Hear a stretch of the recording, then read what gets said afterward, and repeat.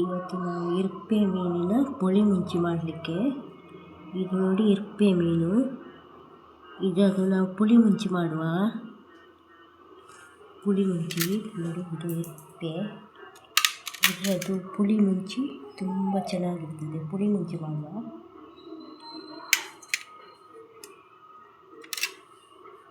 ಅದಕ್ಕೆ ಬೇಕಾಗುವ ಸಾಮಗ್ರಿ ನೋಡಿ, ತೆಂಗಿನ ತುರಿ ಮತ್ತು ಇಷ್ಟು ಮೆಣಸು ಬೇಕು. ಮೆಣಸು ಮತ್ತು ತೆಂಗಿನ ತುರಿ, ಇದು ತೆಂಗಿನ ತುರಿ ಮತ್ತು ಮೆಣಸು.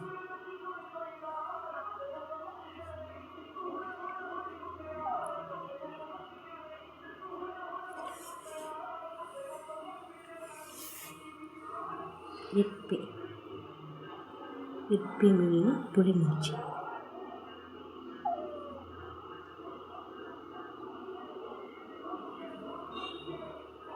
ಇದಕ್ಕೆ ದೇವರ ಮೀನು ಅಂತ ಹೇಳ್ತಾರೆ. ದೇವರ ಮೀನು ನದಿಯಲ್ಲಿ ಸಿಗೋದು. ಇದು ನದಿಯಲ್ಲಿ ಸಿಗುವಂಥದ್ದು.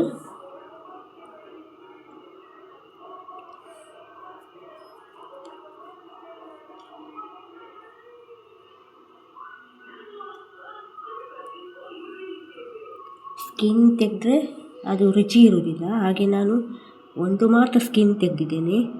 ಇದು ಬಾಕಿದು ಸ್ಕಿನ್ ಇಟ್ಟಿದ್ದೇನೆ. ಇದು ಇದ್ದರೆ ರುಚಿ ಸಾರು. ಇದು ಸ್ಕಿನ್ ಇದ್ದರೆ ಸಾರು ರುಚಿಯಾಗಿರ್ತದೆ. ಇದು ಸ್ಕಿನ್ ಇರಬೇಕು ಇದರಲ್ಲಿ, ಇದು ಸ್ಕಿನ್ ಎಲ್ಲ ಇರಬೇಕು, ಆಗ ಮಾತ್ರ ಟೇಸ್ಟ್. ಇದು ತೆಗೆದ್ರೆ, ಸ್ಕಿನ್ ತೆಗೆದ್ರೆ ಇದರ ಟೇಸ್ಟ್ ಇರೋದಿಲ್ಲ. ನಾನು ಒಂದು ತೆಗೆದಿದ್ದೀನಿ. ಇದು ಸ್ಕಿನ್ನು.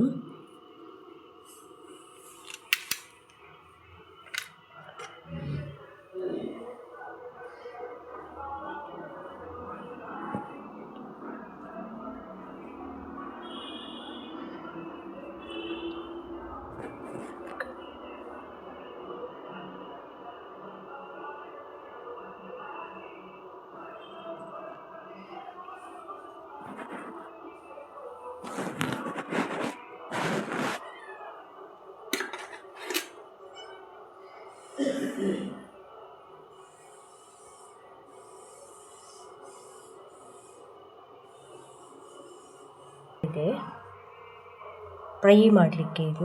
ಇದು ಫ್ರೈಗೆ ಇಡುವ ನಾವು. ಫ್ರೈ ಮಾಡಲಿಕ್ಕೆ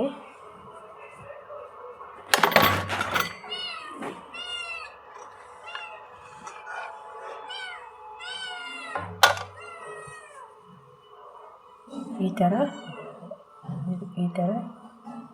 ಹೀಗೆ ಅದಕ್ಕೆ ಚಾಕ್ನಿಂದ ಗಾಯ ಹಾಕಬೇಕು. ಇಲ್ಲಿ ಎಲ್ಲ ಮಸಾಲೆ ಹಚ್ಚಿ ಆಮೇಲೆ ಫ್ರೈ ಮಾಡಬೇಕಾಗ್ತದೆ. ಫ್ರೈ ಮಾಡಬೇಕು ಇದನ್ನು.